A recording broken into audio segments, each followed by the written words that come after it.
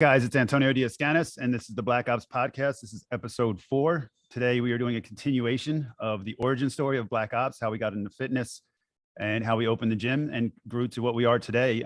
And that story couldn't be complete or honest without Kelly DeAscanis being on the show. And so Kelly is here today, her second ever podcast. We did one previously before the COVID shutdown that not many people have seen or heard, which was actually a really good podcast. The audio was kind of lame, so it's lacking in that regard, but the material was really good. But anyway, this is our second podcast, and we're here to tell you how we met and what our story looks like.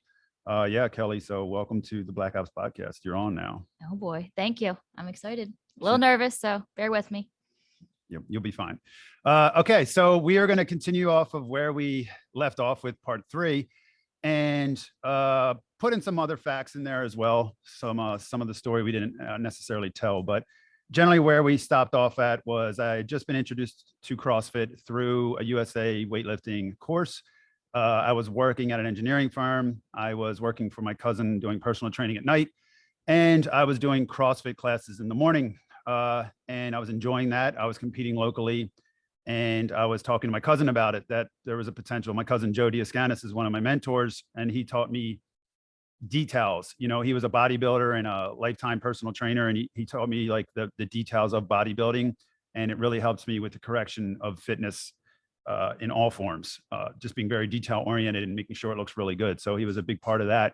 My other cousin, Nicole DeAscanis, worked for Joe, and Nicole is Kelly's best friend. And so we might as well just get right into how we met. So Joe let me started doing Saturday morning boot camps. And that was I really enjoyed that. I liked that a lot more than the personal training because it was a large group, and I kind of just got creative with it. Like his gym is in a rec center. So there's like a basketball court, a hallway, and then into his gym. And I had like athletes running from his gym through the hallways up into the basketball court, doing obstacle stuff. And actually he had started the boot camp before I got there, and he just gave it to me to kind of run it.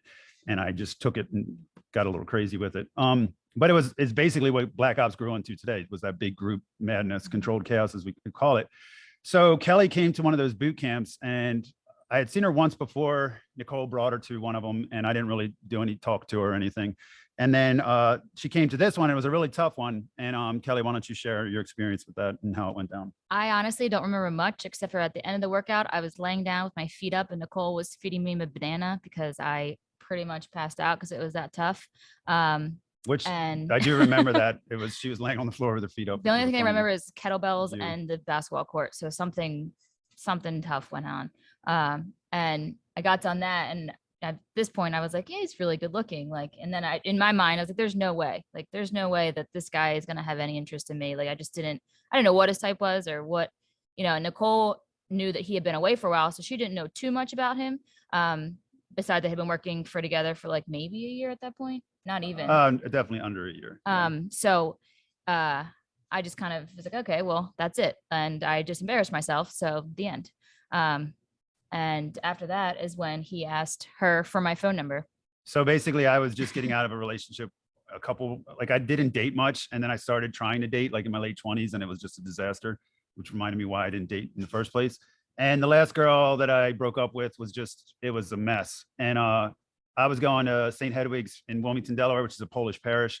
And I was just praying, and I was like, they have a cool 4:00 afternoon mass that doesn't have music, and it was really quiet. And I like that, and good time for reflection. And I was kind of just praying to meet a good woman. And turns out Kelly's Polish. So we prayed for Polish girl at a Polish parish.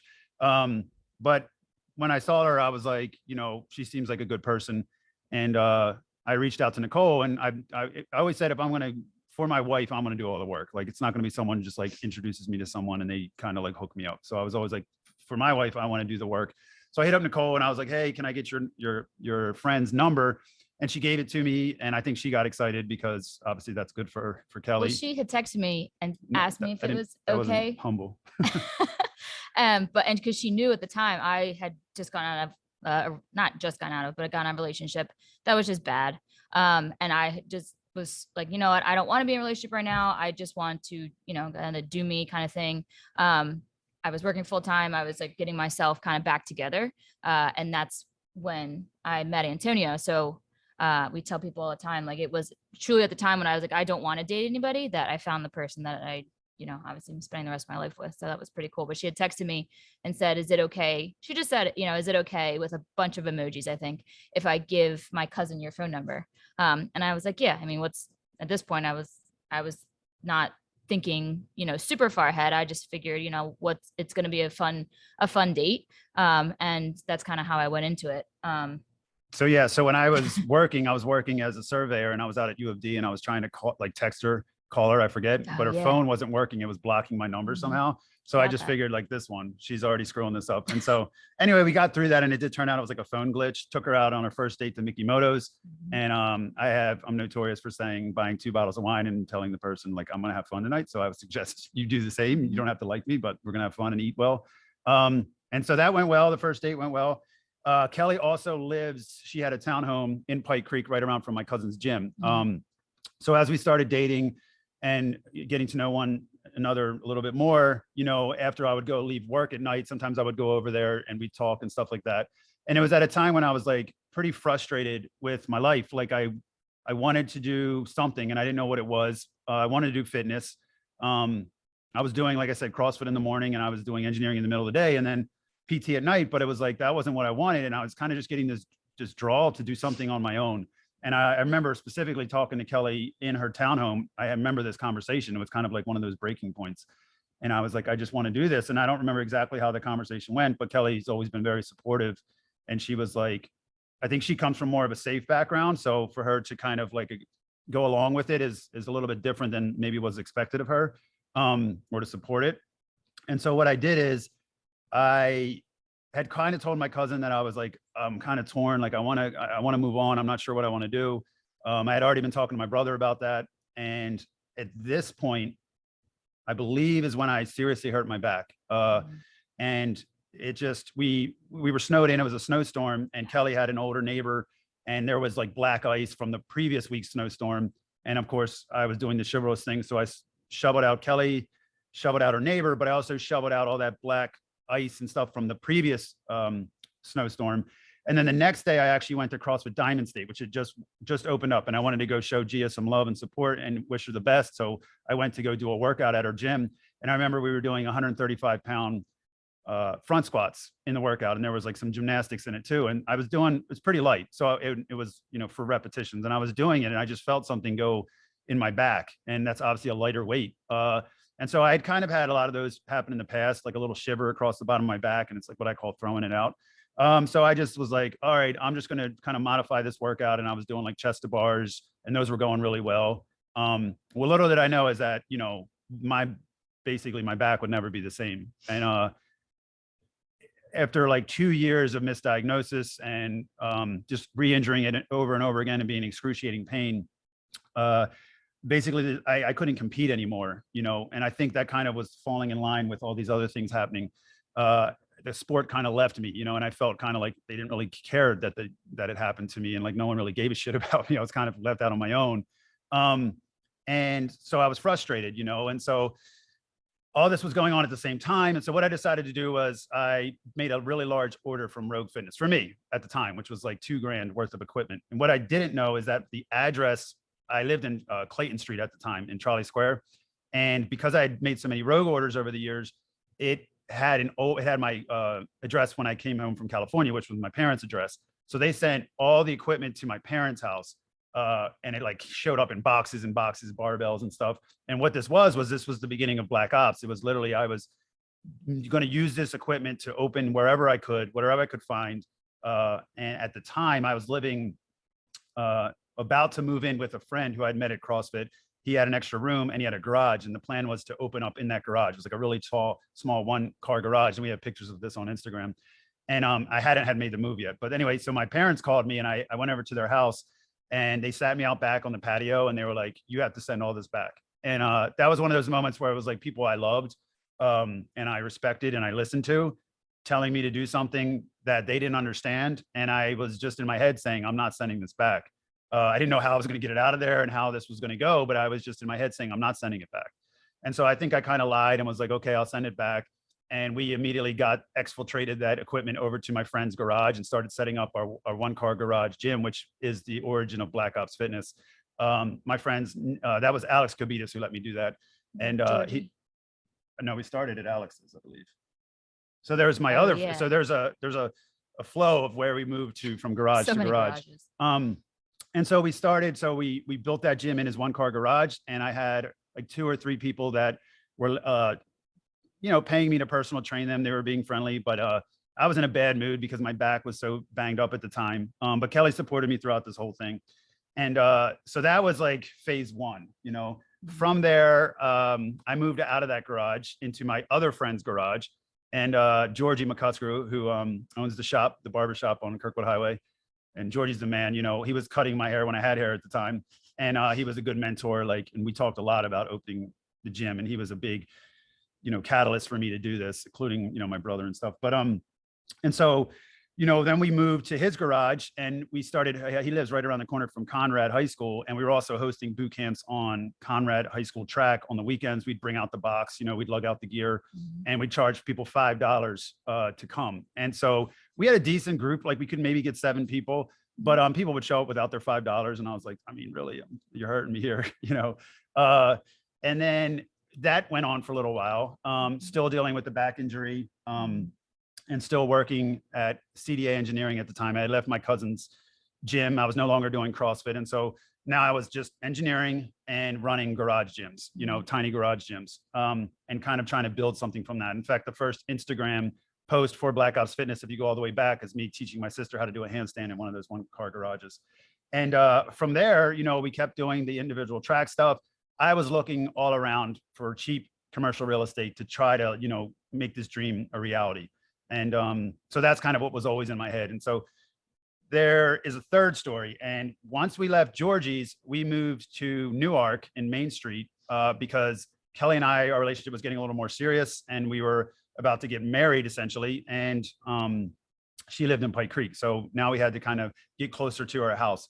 And so one of my friends was a producer, a music producer, and we would go to this storage unit, Raybold Storage, and he had his like computer set up, and we were trying to make beats. But I saw there was like a lot of live bands in there and stuff like that. And I was like, well, if you could do this in here and no one cares, you could probably run a little gym in here as well. And so we started the process of moving from Georgie's garage to the Raybold Storage little unit, and set up there. And we made that place look really cool. We had banners. Yeah. They didn't mind. It was like the front girl was like, as long as I don't know, it's all good with me. But Kel, can you give me a little bit of like how that all went down, like from the side view of you kind of observing all that and going through it? So it's almost like like you said, I was there from the growth I mean, even before you were doing garages. I mean, one of the few other, besides me, you know, almost passing out at your cousin's gym, was doing workouts in Colin, your brother's basement. It was like you would train my sister-in-law, Stephanie, and I in the basement, and then we'd come up and order Thai food, and that was like date night. And so that's kind of how I really started a relationship with them, and we watched these like old English movies. So that was the beginning of it. And thinking back now, if I take out like our relationship and just focus on like, you know, that part of it, it really is not like a snowball effect, but it like slowly grew. And it's kind of cool because we always said like the gym grew as our family grew, and really like we met kind of right when he was getting into the whole fitness thing, maybe not like right at the beginning, but right from it. So I really have been there from the beginning, and like when it was getting serious with our conversations, like I was really in that. I was working full time as a nurse. I was a pediatric nurse for 11 years, and I was working. It was like 12-hour shifts. So it was shift work. So I was working, you know, at least three times a week, 12-hour shifts, if not more, because I was, you know, at that point it was just me. And so I was, you know, involved as I could, but I had no idea what I was doing. One of our dates, I told him I would never be a fitness chick. No, she said that like all the time. That was all the time.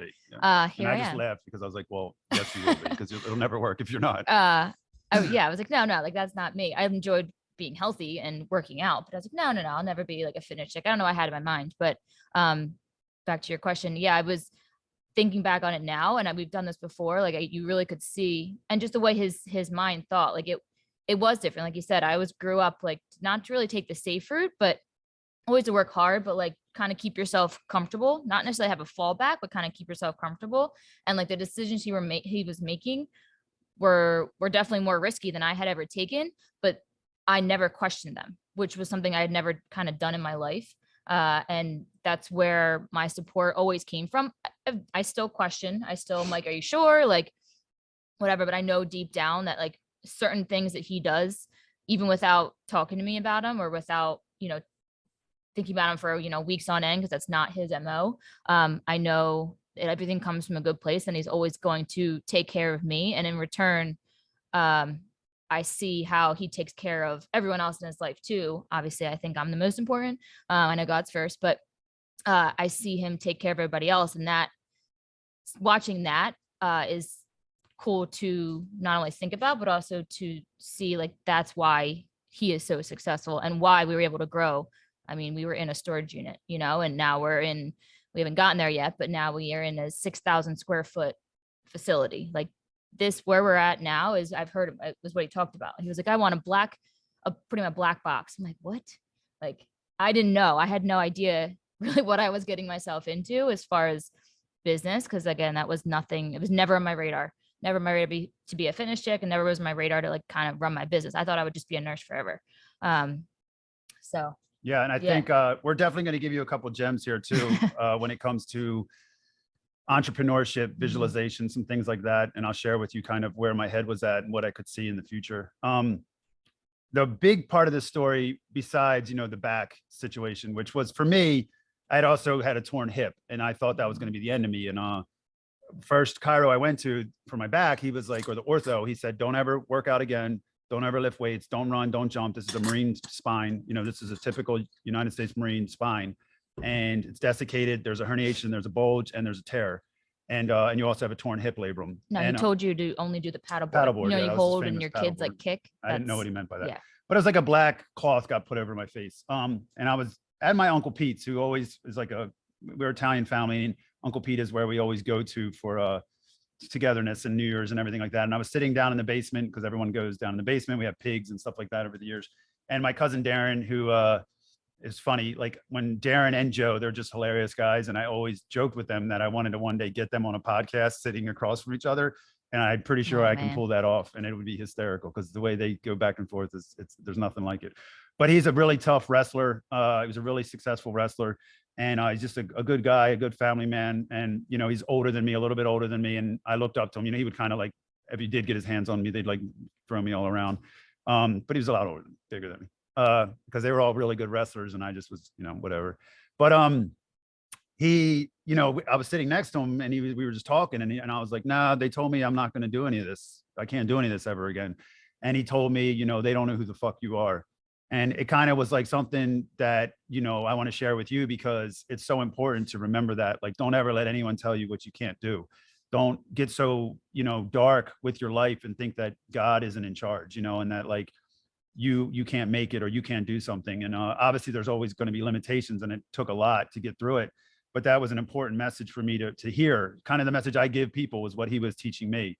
And it was hardcore and it just like, it was so true. You know what I mean? So from that, my dad had fallen and my dad was older and he got in a car accident. A kid ran a red light and smashed my dad, and my dad's older. He had me when he was 50. So he's like close to like his 80s and he survived it, but it was bad. Like his head hit the windshield and he's an 80-year-old and his head hit the windshield. His legs were broke. His neck was broke.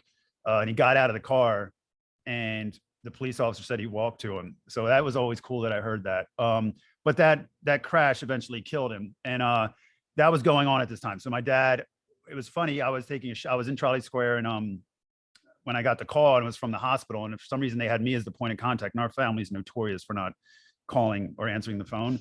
And also my dad was a little on his own planet. Sometimes he just was like not the kind of guy that would even set any emergency contact or anything up like that up. But they called me and I it was good that they called me because I was like, they said something happened to your dad, you need to get to the hospital. And so I went to the hospital, and when I saw the state my dad was in, the room, it was pretty serious. And but he was in good spirits, of course, because he's just hardcore. And that was an emotional thing to be with my dad at that point, but it also was really special to be the first one there for him at kind of like the scene of the crime. But so that was going on. He was in the hospital recovering, and it was, there was a long process through that and my back issues, and I'm just super frustrated. And there was one night when my mom basically told us, it was kind of like a moment where like he was going to die. And I was with Kelly. I was with my brother Colin, and Colin was praying over him, and that was the night I really got emotional. And we went to the storage unit, and I was going to try to kick off steam, and it was late. It was like eight o'clock, so no one was there. It was dark, and I went into the squat rack. You know what I mean? And I went to go lift, and as soon as I picked up the bar, my back just seized. And I just took the bar and just slammed it down as hard as I could on the floor, and the whole entire complex shook, because it's all basically like aluminum storage cases. And it was just that utter frustration of like, I can't even lift it out. I can't even like lift out the pain or the frustration and sadness and everything. And so that feeling of like not being invincible and not being the savage I always felt like I was. And it was a tough time. And so that was just part of this journey, these years, going by. So getting away from some of the sad stuff, in 2014, Kelly's way better with dates and memories, because it's been a blur, because we've just been on chaos mode for like every year. So Kelly, why don't you help with the timeline for like how we got engaged, married, and all that? Sure. So we met in 2012. His dad, the accident was 2013. It was like June-ish, I want to say, like right before summer, maybe May. And then we got engaged June of 2014. At the beach, which was really beautiful. That's for a whole nother podcast, a girl only podcast. Yeah, I won't be on that one. So that was June of 2014. And then we got married in November of 2014. And how far do you want me to go with this? Keep going. Okay. So we got married November 15th of 2014. But we can't talk about the wedding, because it was kind of cool. That's what I wanted to see. we got married at the Delaware Center for Contemporary Arts. No, we got married at St. Hedwig's. Well, yes, but our reception was at the Delaware. You cut me off there. No, I don't remember. That's a hard title to say, the Delaware Center for Contemporary Arts. Delaware Center. And I was proud that I got it out, and then you cut me off and make me. We got married at St. Hedwig's. That's where you prayed of course for me, we did. remember? Yes, we got married at St. Hedwig's. There you go. But my dad was in the hospital during the. He fell the Sunday before our so wedding. he was starting to recover from the accident, came home, he was in a wheelchair, and I actually was his barber. I would be his barber to keep his beard and hair nice and tight. So we had a lot of connection in that, and emotional intimacy in that special time together. And but he fell the week before our wedding, like I think on a Sunday, and went to the hospital. And I actually didn't go to see him that night. They called me, and I said, okay, I'll just go tomorrow, because I'd been so used to being at the hospital. And I don't know, something in my head was like, I just was frustrated. I don't know. And I didn't go, but unfortunately that was the last night he was responsive. And so I kind of missed that moment, and that's on me. But he was so it was emotional, right? You're about to get married and your dad's in the hospital, and we don't know what's going to happen. And one thing we did is we have a huge family. So I only invited on my side the aunts and the uncles, and didn't invite cousins. So it was like all his brothers and sisters at our wedding. It was kind of like to honor them, because they're great individuals, and we grew up, learning from them, just watching them and how they raised their families. So when we left the church, St. Hedwig's, we went straight to the hospital instead of going to the reception, and we wanted to go see him. So we rolled into Christiana and like tuxedos and everything like that, in the wedding party. In my wedding dress, yes. Yep. And got on the elevator to some interesting looks, and then went in and stayed by my dad's side and prayed. And so that was that. And then we had a really good wedding reception. We had to plan like a really challenging dance, and it was like really complex in a small venue. And we pulled it off. And we actually practiced at my brother's engineering firm like once, and we still pulled it off, and it made it look good. So we were proud of that. And it was a really cool wedding situation, venue, celebration. But yeah, so that kind of started our life together. I moved into her townhome. And I believe we were at the point where we were running the gym out of the storage unit. I was living with Kelly, and I was talking to my brother about, I would just, I want to find a space. And so I was looking everywhere for a space. And my brother did work with Tony Midori, who is currently a member at BlkOps and has been since day one. And he's a commercial real estate agent. And so I was talking with him, and he showed me a space, and it didn't work out. It wasn't going to fit our needs. I wasn't sure if I wanted to do Newport, but like far enough away from Diamond State that it wasn't like, on her turf, because there's like etiquette to this game, and like, you don't want to go into someone's home turf. I did make the decision to like not go CrossFit, to not affiliate with CrossFit. And before that, I had been on a journey of just like education, learning education, and going to a bunch of specialty courses, trying to teach myself, master my craft. And there's tons of stories. Like, I think I'm going to do a whole thing about suffering for your craft. Maybe a side mini video instead of getting into that today, because I want to keep us on pace. But there's some really cool stories about like what I sacrificed and what Kelly got to witness as we were like looking for that. As I was, going to those different certifications. So Timeline. yeah, timeline. Sorry, my audio just got weird and like there's like a delay, so I got like, it freaked me out. All right, cool. So got married in November. Started looking, met Tony, and then come January of 2015 is when I think, I don't know if it was, but it had been like, it was the holiday time. So you probably saw the one place, or Tony started talking to him about it. But went and saw our future next location in Browntown, which yeah. So he said he had a spot on the riverfront, and so it turns out it wasn't on the riverfront. It was on the other side of the tracks of the riverfront, and CrossFit Riverfront was like really big in the riverfront space. We were on the other side of the tracks in Browntown, and it was this like big brick square warehouse. And the second the door opened, I looked in and I was like, "Yep, I can do this. I can make this happen." And it was full of junk and like, you couldn't see basically in it, but I could see what I needed to see. I looked up and I saw like an industrial little radiator heater, and I was like, if we got heat, we can pull this off. There was like a little side office and bathroom that was really tiny, and then like a little staircase that went up to the top, which we would future use for storage.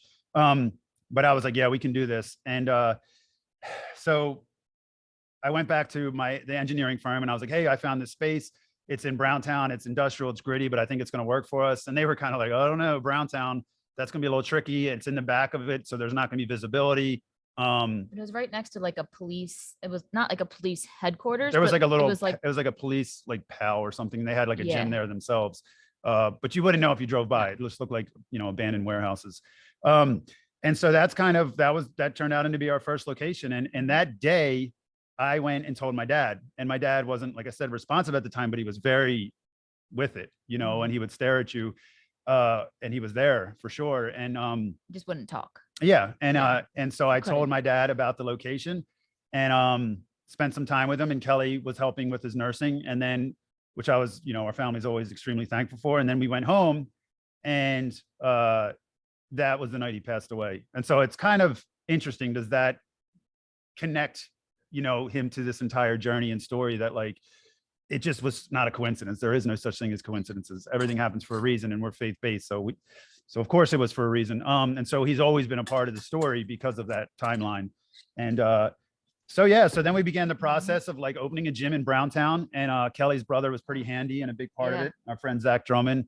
And there was the Demedios, Laura Dolbin, all these people that helped us in the beginning that we were training at the time. Tim Radcliffe, what's that? McVeigh's.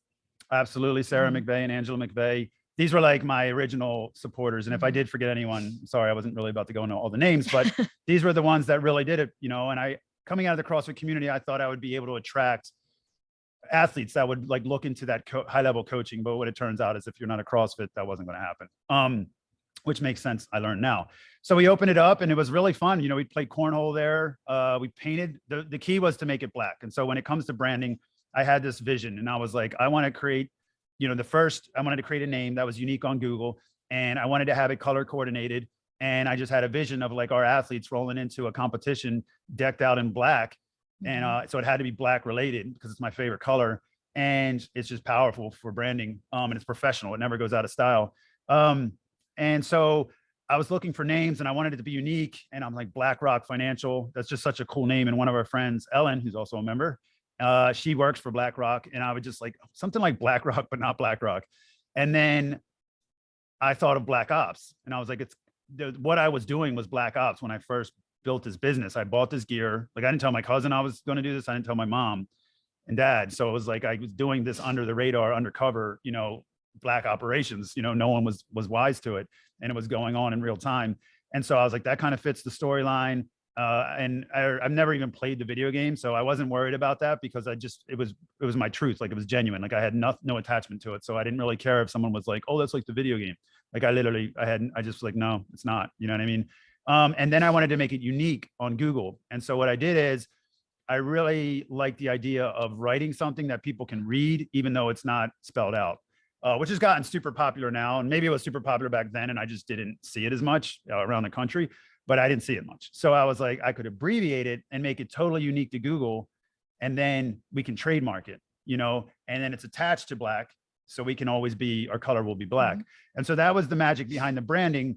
And then the logo, I wanted it to be like a special operations team to a degree. Like, they always have skulls and cool stuff like that. And skulls are always cool. Plus memento mori, remember that you're always going to die. So that's faith-based as well. Like, we're just dust, but we have a soul, and your soul continues. So think of on your death, and it'll teach you how to live. You don't want to have regrets at the end. So all this kind of ties together into where I wanted to take it. And we put all that into the BlkOps in Browntown. Of course, it was decked out. So I had a contractor friend, and I paid a lot of money to get it all black. Most businesses wouldn't pay money for paint before they were making any money. But to me, it was like 5-star treatment from day one, always. Even in the garages, if you see the pictures, we had posters aligned and covered. Everything was tight. Everything was clean.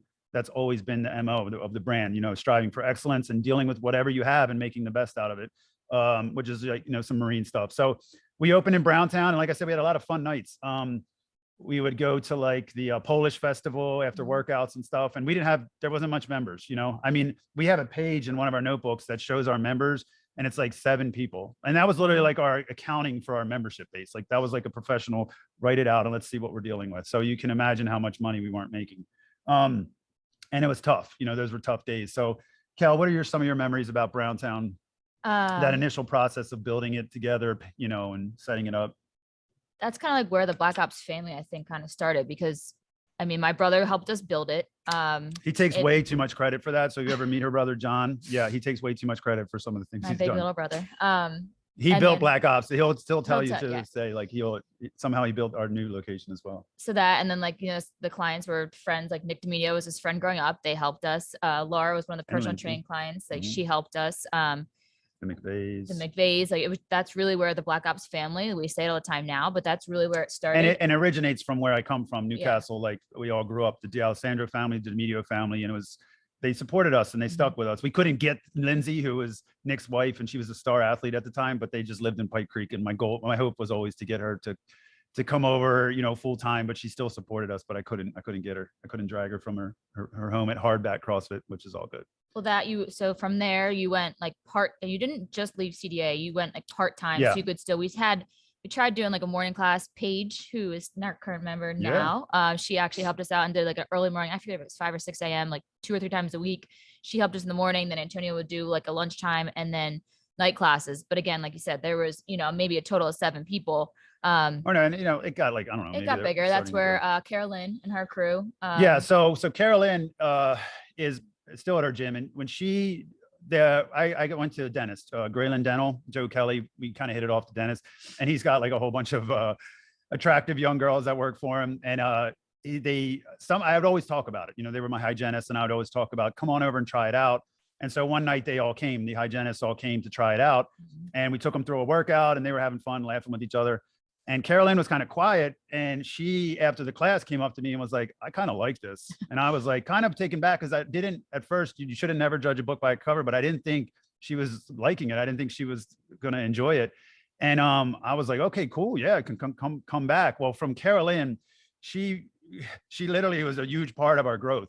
She started bringing a friend, and then another friend, and then another friend. And it's a big part of our core morning crew now. It came from Carolyn, friends of friends. And so I've given her a couple shout outs over the years, and she always says like, no, like you made them stay. Like, but to me, she was a big part of us growing. So we're always appreciative of her and what she did for us, and all the people that came and tried us out and enjoyed it. And they're just funny people, and we've had a good time over the years.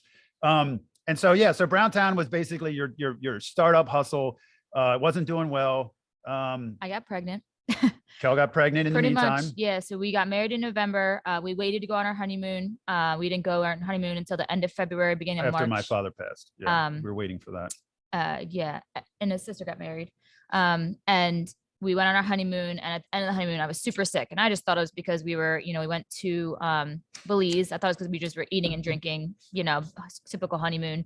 We were working out. We had some good workouts down there. Yeah. We impressed people on the resort because we worked out every day, and I was doing like pull-ups off the balcony, and we were doing squats, and we were doing run into the water. And We went out to dinner one night and a couple came up to us and were like, we just have enjoyed watching you guys. And we were big into cornhole at the time. Mhm. And so we'd play cornhole together, but they were like, we've enjoyed these, past couple of days watching you guys just do what you do, which was a lot of activity. We had one couple ask us when we were going to have children, and Antonio jokingly said, well, we could be pregnant now. And I was, but I didn't know. And I came home and it was a snowstorm. March. Yeah, we came back in March and it was a big snowstorm. Sick. And so I went to Walgreens to get a pregnancy test as like a new dad or new, this is all new to me. Mhm. And yeah, it turned out, and we have always wanted children. I think even before we knew each other, we both had plans to have a big family and we were hoping we could. And so for us, we wanted children. So it was a great news. And especially since my dad had just passed. And we moved when we got back, right? Moved to Browntown. We got back from our honeymoon.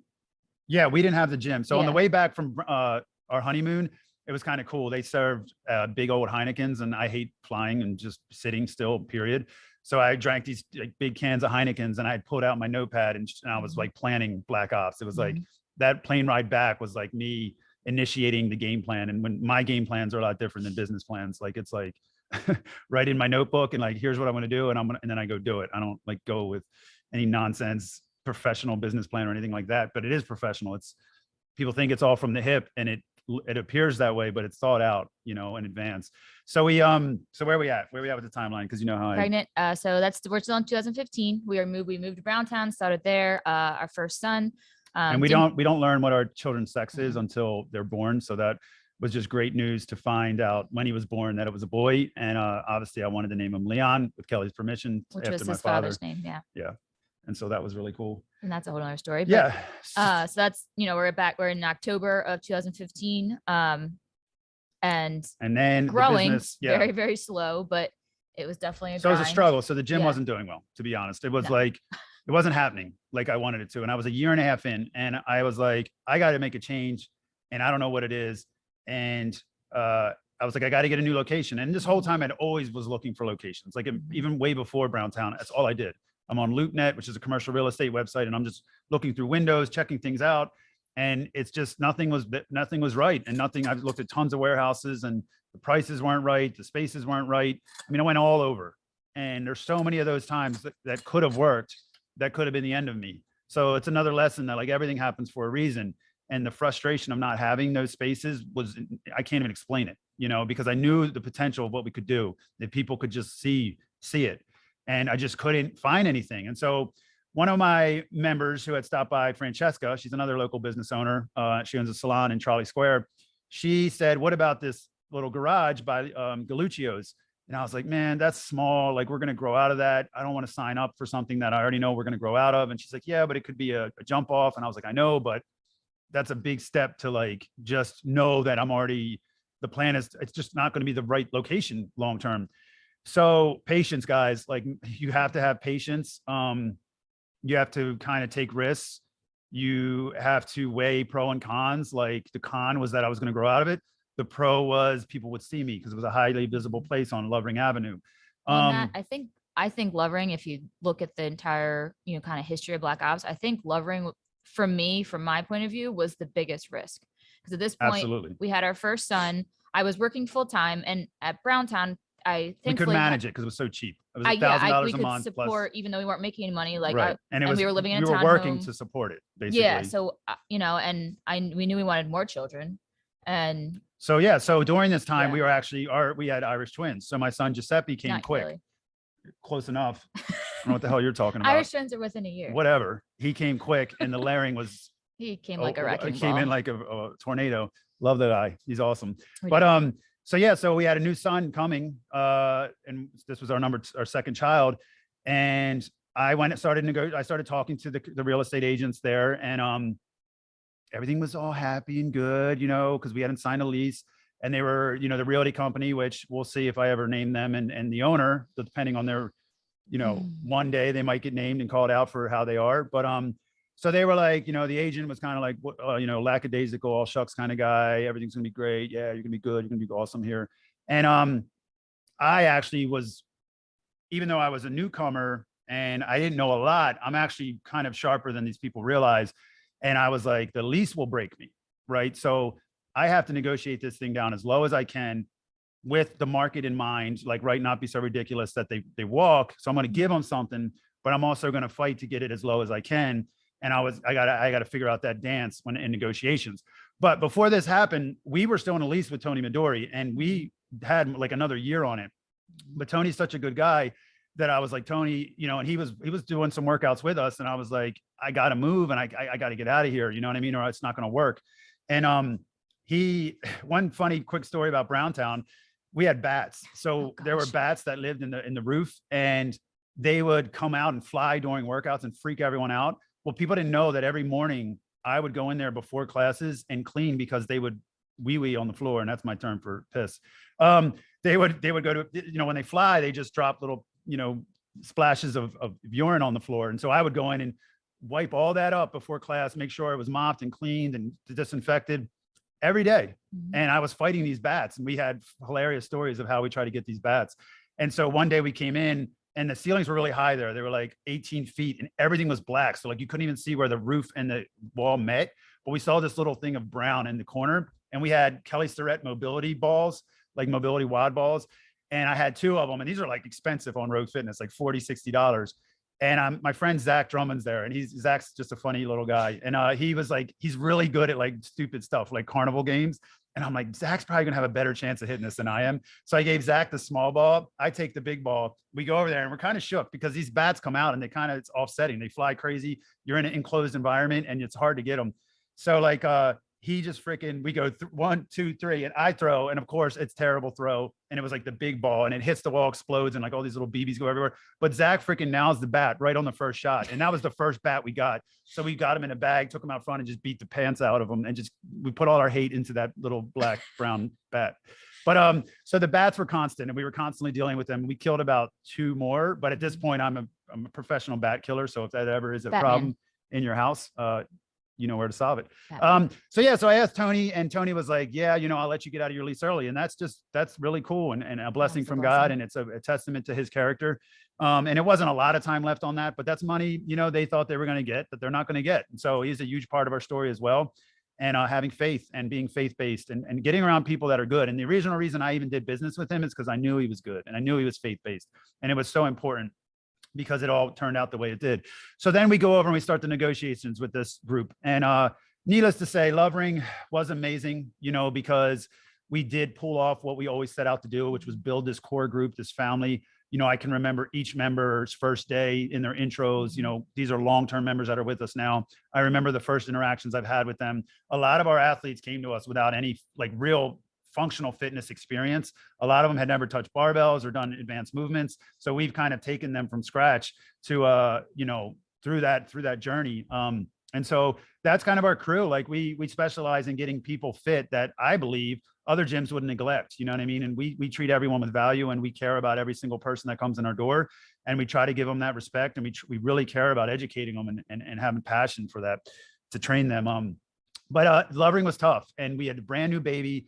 And right before second baby was 2 babies. Giuseppe. They're 16 months apart. The lease was more than we could afford on day one. And so I was personal training a friend of mine, Mike Hynansky. And I was like, Mike, you know, I need to get the security deposit. Is there any way I can work this money off for you if you get it to me up front? And he, you know, older man, is wiser. And he was like, I don't know. I don't like lending money, and I don't like you borrowing money. And I was like, I can't go to my brother for this. You know what I mean? My brother's helped me enough.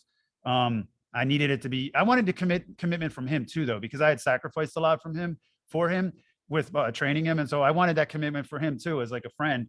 And I knew I was going to work it off. And so he did give me that $5,000, and I put overtime to work that off in the early mornings to work that money off for him. But that's how we were able to open up. And we basically had to hustle from day one because we didn't have that next month's rent. And I remember driving to that location on Lovering Avenue, and I was reading Grant Cardone's 10X book, and something in that book, I forget what it was now, really touched base with me.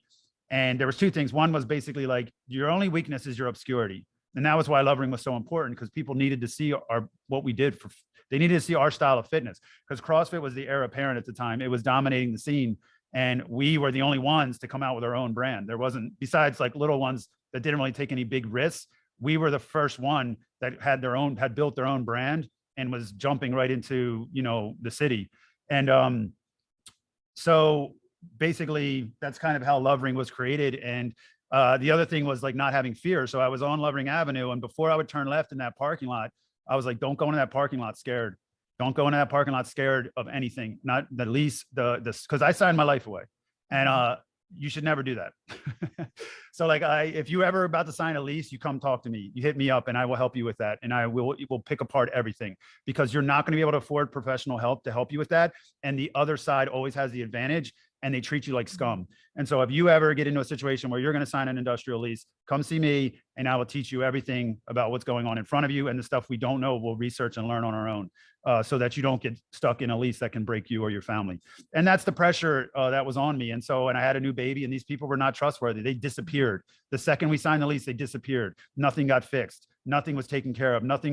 We barely even had heat, and it wasn't even working, everything. So it's like, whatever, you know what I mean? We're not going to go too deep into that, but I would turn in that parking lot. I'm like, I'm not going to be scared. You know what I mean? Like, I'm going to go face it with optimism and with courage. And that's how we built the brand. That's how we built the business. And that's how we created the brand that people know today. We built that in Lovering Avenue. It was the spirit of Browntown. It was the spirit of those garages. But when people started seeing us, and then people started coming in, and we started building a family and trolley of these young, professionals that kind of lived close to each other, but had never met each other.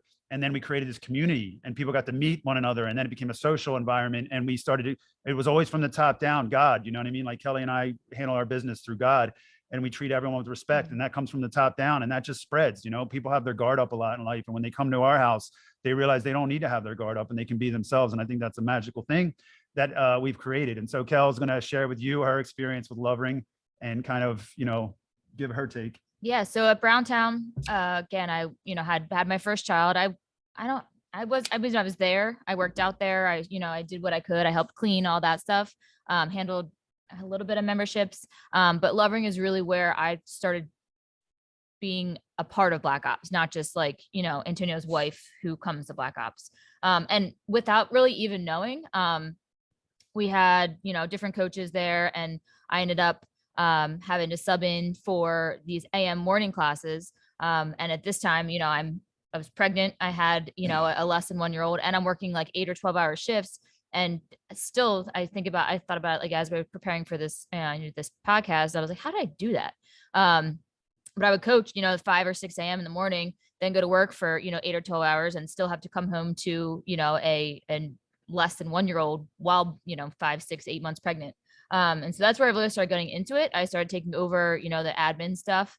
And then, like I said before, like, and Lovering was definitely the biggest risk, because we couldn't, get out of the lease. We couldn't get out of the lease. And we didn't trust them, and they were bad No, people. we trusted them like 0%. And so that was, and we talked about the fear. We didn't want to live in fear, but that was where I got, humbled, scared. I don't know what you want to call it, but I was, things got stressful. Yeah. It was kind of like can we do this? Because we felt like there was so much against us. And that is where. And we had fully jumping off the cliff, because at that time, because I left full time, my brothers, I was like, the only way I can make this happen is if I go all in. Sure. And I have to take the jump, back in Browntown, I told myself, and this is a simple thing, like, if you don't start, it's never going to happen. Right. And so I knew that in my head, and it sounds so stupid when you say it out loud, but it's the most truth.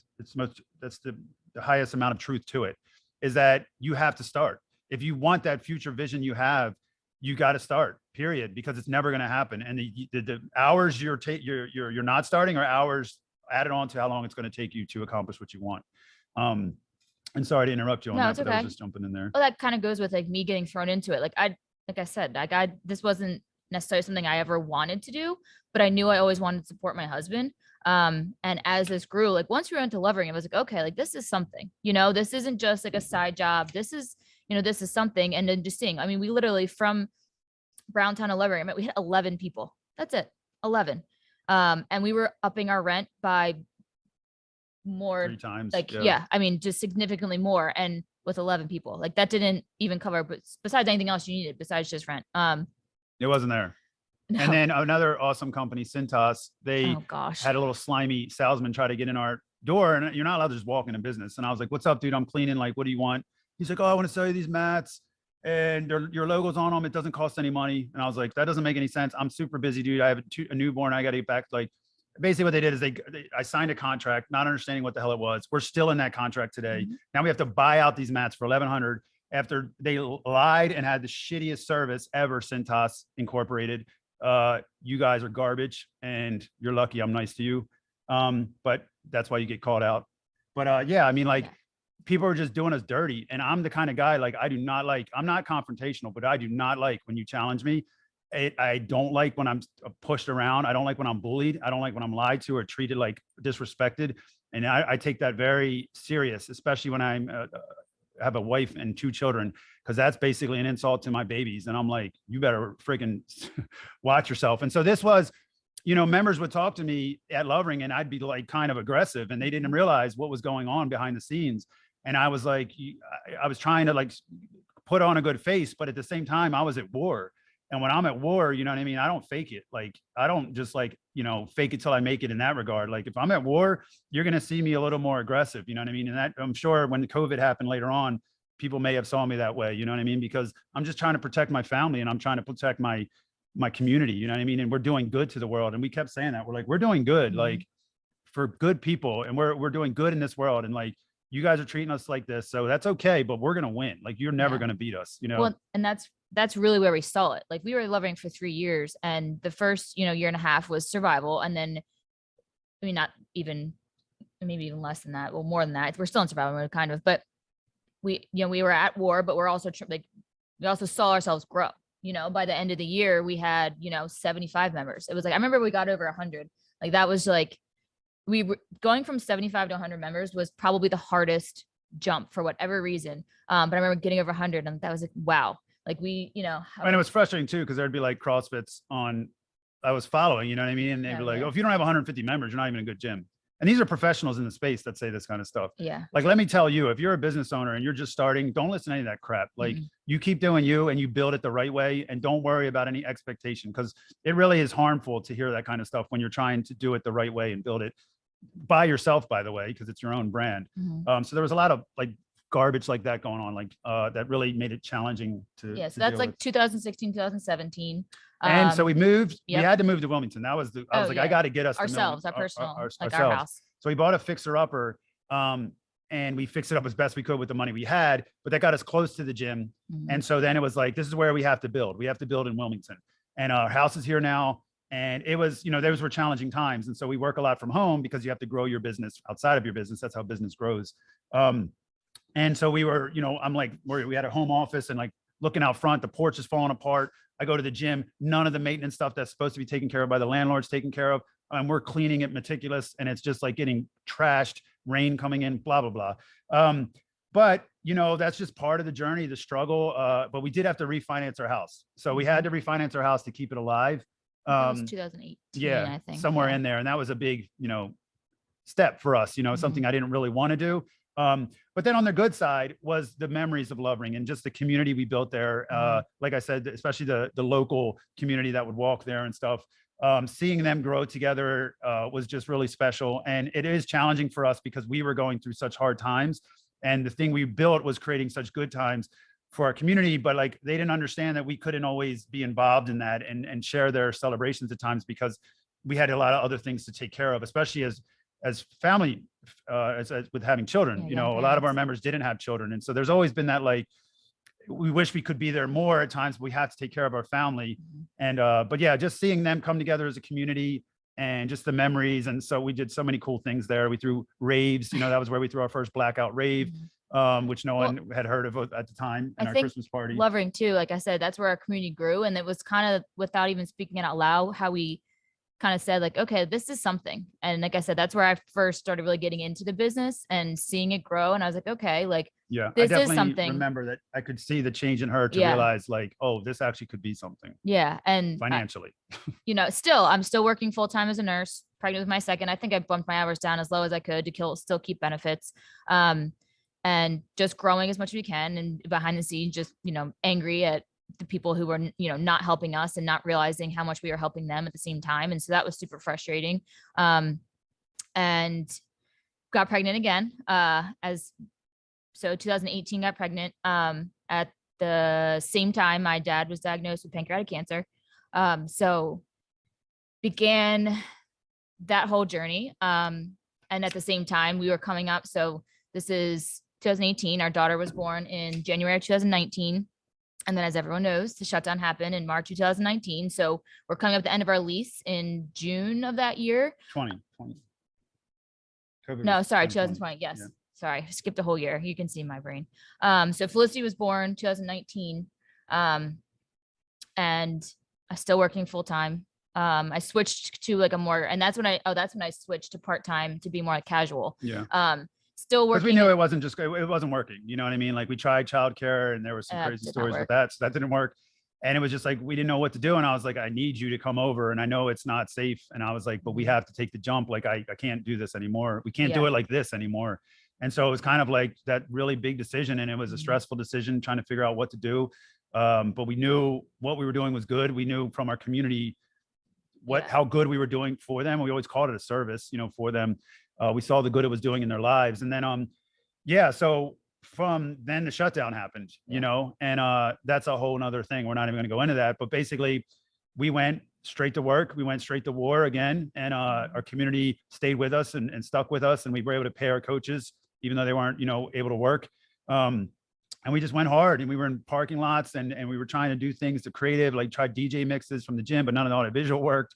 So it was just constant, this is the story, is just like doing whatever it takes to get there. And it's never been easy for us. And like, we know I don't have any problem speaking that message all the time, because I want people to know when they face difficult times that you can get through it. And there are blessings down the road, but it may take a long time for you to receive them. And, but the whole journey is the blessing too, and that's really popular thing for mentors to say. It's a lot more challenging when you go through it. But if you do something that you truly are good at and love, you can get through it, and you will enjoy the journey. You will enjoy the mopping the floor. And at some point you love the fight of it and the competition of it, and being risky and being, that's what America is all about. You know what I mean? Like being entrepreneurial, being courageous, and standing up to tyranny too, So, COVID was a really big hit on us, and all the momentum we had built, it just smoked it. You know what I mean? We lost maybe 40% of our community that we had just built for all those years to get up there. Cause we were in like our fifth year now, generally. And so the shutdown was really crazy, and we're not going to go too deep into that. But on the other side, we were coming up to the end of this lease, this death sentence. So we're still dealing, even with the and the people we were working with, were claiming to be like helpful, but they weren't really. And so we're coming to end of our lease, and we're like, what do we do? At this point, we didn't know where we wanted to go. We were like thinking, we didn't have anything. So like, we didn't have anything, and then nothing was working. We didn't have anything. Re-upping with them was like, did not want to re-up with them. And so the advice we were getting was to re-up with them from people that we looked up to. And before this happened, Kelly took the full jump. She she jumped fully into BlkOps before it was safe. We had no money. We left our benefits. And we were just like, this is what it's going to take, and we're going to grind it together. And she's going to be taking care of the family. I'm going to be home taking care of the family when I can. And we're just going to tag team it back and forth. And that's what we did. But when we were coming up to the end of our lease and we didn't have the next place. And for me, that was a dark time again, because I'm like, what am I going to do? Like, how am I going to continue BlkOps? I'm not re-signing with this crew, and it's not big enough. And everyone was like, no, it's perfectly fine. You have a community there. It's convenient. Stay there. Basically, this is what you're going to face, guys. You know what I mean? You're going to face that safe little carrot or whatever someone goads something with, or like, it's, it would have been safe to stay there for them, right? Because everyone enjoyed it. They were actually members, but like for us, we hated it. And we were the ones that were liable for that lease. We were the ones that were getting screwed. And just the idea of getting screwed and just living with that day in and day out and knowing you're getting screwed was not cool with me. And so we found a location that was at the bottom of this like commercial kind of, office building. It was a medical building. Yeah. Almost. And it was like right there on Pennsylvania Avenue. So like 5 minutes down the road. Yeah. And they were going to try to work with us for a price. And the two owners they were business owners in the building. And we went down there, and it was like, we would have to do a lot of demo. It was an old LabCorp. But I was like, this could be a cool underground gym type of deal, but it's in an office building. So right away, with our style of fitness and the sound and how we blare music and everything, I was like, that's a little sketchy. But these guys wanted me to sign the lease again. Here we go again. Fast time, sign your whole freaking life away, risk your whole family. And we have no problem with you doing that. And we haven't crossed any T's. We haven't looked at any of this working, any of this being the same good for the other businesses. And guess what? Who was going to take the brunt of those other businesses being pissed off? Not the landlord who already has your signature and you're legally signed away to. It was us that were going to face that. And it was even frustrating because we kept asking questions. We're like, guys, what about this? We're going to be here at 6 a.m. Yeah. blaring music, dropping weights. Or they go, oh no, cool. it's okay. It'll be fine. But also we couldn't even get in the building. Like that was, So, like, oh, every person needs a security card. And so I was like, that just sounds not like a great plan for you and for us. So, and then they're like, oh, they wanted a 7-year lease with like full guarantee. So this is like the next, that's like the middle of the shutdown. That's like the next chapter of my life. Yeah. No one's renting anything because we're shut down. Mm-hmm. You know what I mean? And they think they have like, so this is like the golden goose sitting in their lap. They're here. That room had been abandoned for so long. They weren't making any money on it. Mm-hmm. But this is what's out there, guys. Just foolish people. Foolish people. I'll call them foolish because I won't call them evil. But you can make that determination yourself. And like we stand up to that crap, and we, you know, I get emotional. I don't really care. You know what I mean? Like that's what this whole project is about. Like forget what I see out there. Like there's going to be times when I'm going to get aggressive, and there's going to be times when I call people out, because that's what you do. You stand up to bullies, and you be a king and a queen of your kingdom, and you're all kings and queens, and live as such. You know what I mean? There's bad kings and queens out there that are running the show, and you need to be the king and the queen. So this is one of the times where, like I said, I've always, you know, trusted him. I say it deep down in my soul, and you know, obviously we're married. Like I know he's going to take care of me and my family first. And now, you know, the gym is our family. And this was, you know, even though the next jump would have been crazy, whether we re-signed up with the, you know, the bad landlord or went to this new place, like it didn't feel right. And I could see that. It was sickening. Yeah. Like I was like going to sign it, and we were on the phone to sign it, and I was just sick. And I'm like, just visualizing the future of all these things going wrong, and then all this being on me, and these little weasels doing exactly what I knew they were, because they're not leaders. Mm-hmm. They're not leaders. And the thing is, lead, follower, get the F out of the way, because I lead, you know what I mean? And I don't tolerate that when people are doing slimy shit. So like, we didn't sign it, and we started bringing over gear, and some of our members came with us, some of our you know, most long-term members that we build in trolley and stuff. And they came with us. We brought over the speakers, we brought over barbells, and like we're lugging these stuff down the elevator. 225-pound deadlifts. Like, a good shout out though to their real estate agent, Paul Bryant. He's a great guy, and hopefully if any of you know him locally, he was just a really cool dude. And with all the bad experiences we had, we thanked him so many times for just being a good man. Like, and we're still friends, and like we don't talk as much, but like we're still, and he's in the local area. So if you ever have a chance to work with Paul, we recommend him. Absolutely. He's just a sound guy. So we knew this wasn't going to work, and we were trying to prove to them that it wasn't going to work. And this is their building, and they're professionals. And we're like, it's like they weren't guys, taking this isn't going to work. So we go down there, and we start having our athletes slamming these barbells, and we're upstairs with the two owners. And I'm like, do you hear that? Like, I'm not comfortable with that. And the one guy's like, it's fine. It's fine. And I'm like, dude, that is not fine. Like, it's shaking. It's even a little bit of rumble. If there's even a sound, I'm not doing it, because. And this was like 5 athletes. Yeah. So this wasn't even full. Not even a full class. Yeah. And so we just decided, we did that twice, and because we wanted them to see it. Like we were like basically teaching babies that are grown men, way older than me. The same with the crew at our last place. These people are 20 to 30 years older than me. And I can tell they have that talking down to me mentality, because I'm just the young guy on the block.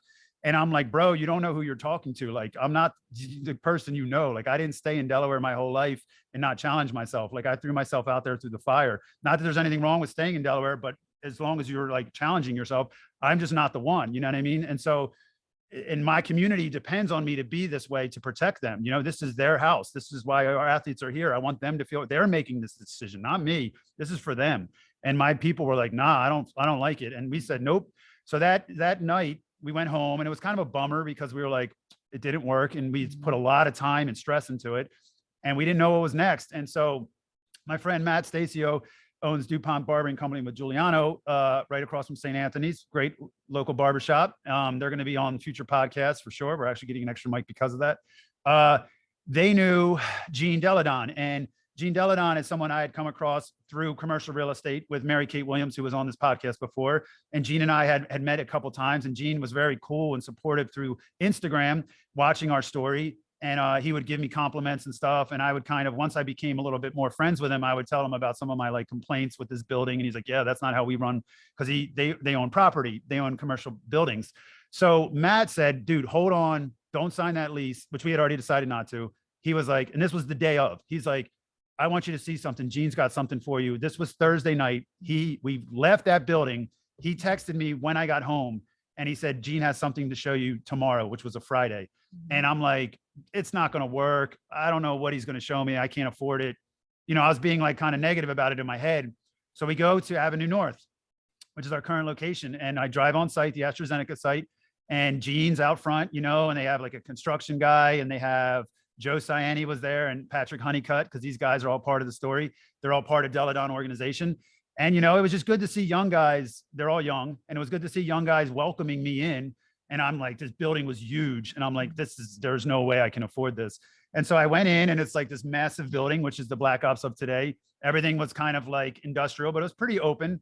And I'm just like, what do you guys want to do? And they were like, well, what do you think? And I'm like, yeah, but I can't afford this. There's no way. I'm like, I would love to run a gym here. I mean, this is amazing. This space is huge. And like, I saw the upstairs, and it was just really cool. And you're kind of in that weird moment of like, this can't be real and this won't work, but like, this is exciting. But like, I mean, eventually I got to talk leases and stuff, which I'd already been through.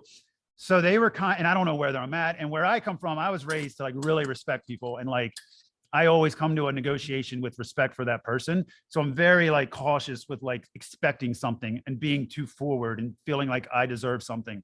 And they were like, you know, it was funny. They had roles. Like Joe is like the guy like showing the space and getting it ready.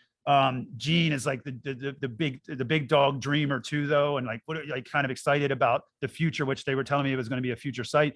And Patrick Honeycutt was the guy who's like, he's got to go answer to, you know, Gene's dad and the president to just figure out the numbers behind this. And so it was just a cool little dynamic going on. And so we're all kind of excited. And of course, I'm good at this, so I'm selling them what I can make this be. And I'm like, yeah, man. I mean, if you guys give me a chance here, I'll crush it for you, and I'll be forever loyal, you know. And we'll do everything we can to blow up this site in the future. And so that's how it kind of went down. And I gave them a number that I thought I could survive on. And they were like, all right, we'll take that number back to, you know, headquarters and talk over with the president and the owner. And so that's where that stood. And so Kel, you could share a little bit about, we're not going to be too much longer on here, guys, because you already know the state of affairs at BlkOps now. But Kel, you can kind of share where we were at in our life with what was going on with your dad at that time. Oh, goodness. So this is 2020.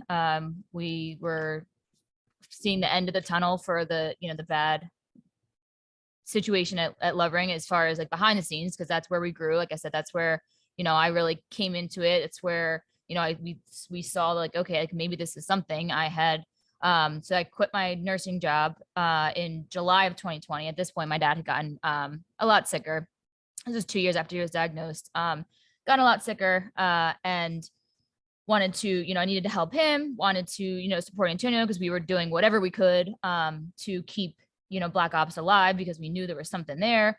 I've now got, you know, 3 young children, quit my job, and my dad passed away in August of 2020. And before that, though, we had a really special night at his house, and he had moved when he was right before he was... So I grew up in Pike Creek, and as we're growing up, my dad always wanted to live in this certain neighborhood right by University of Delaware. And so right before he was diagnosed, they bought this house, and he had these dreams. You know, he was like, I'm going to fix it up, because he was, you know, he always was a handyman. And so he wanted to fix it up, but then he got sick and couldn't. And so I had to pay people to get, you know, fix it up. And I know that he was like, you know, breathing over their shoulder. Are you doing that right? You sure? But so him and my mom moved to this house. But we had a, you know, a big, right before he passed. So he was sick. My mom called me on a Sunday, you know, and said, hey, can you come over? We were switching out beds for something. So I came over and hung out with him, and I called her, and I was like, yeah, something, you know, this isn't good. So that was Sunday in August, and he passed away like that Wednesday. But that Monday night, he was still with her talking, you know, just stuck in bed. And we had pretty much a big party. We said, this is, you know, in the shutdown. So, you know, we invited whoever wanted, was comfortable coming. And we said, come over. And this may be the last time you see and talk with him. And a lot of people came through, more than I, you know, expected. And, you know, we were safe, and it was just beautiful. And he always wanted the family together. That was his biggest thing. Like, he's like, I like being together. He had this awesome patio with a fire pit. Like, that's where he spent, you know, the last few months of his life, in this house that he built. And this party was just great. And there was a night when we were out on the patio with a fire pit, and he was basically talking with me and his son, John. And he was just, you know, one of the things he said is like, you know, you guys, he was talking about John and then both of us, and he's like, you guys are you're awesome. And for us, it was kind of like he was passing the torch and saying like how proud he was of us. And when we started, I don't think John's like, he told me later, like Dave probably didn't think it was a good idea, to do the gym, BlkOps, yeah. but he had seen it come and he always supported it. He never told me that.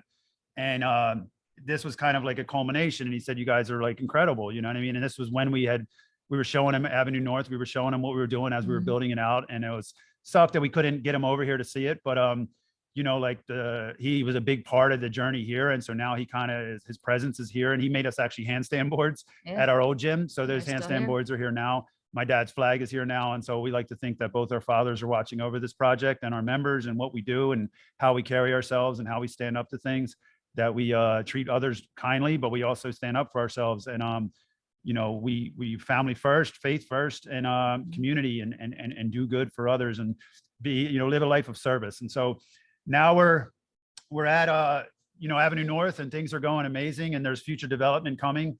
And it's been a journey, it's been a transition, and we really want the story to kind of stop there for today. Our sister-in-law is actually waiting for us. She's been watching our children and our new puppy, Rocco.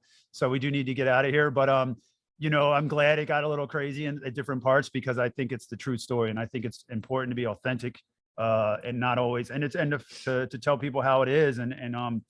And like I said, some people are going to get called out for some stuff they've done in the past. They thought they win, but it's a long game, people. Your legacy matters. Yeah. What you do to people will come back to you. So that's final message is like, always do good.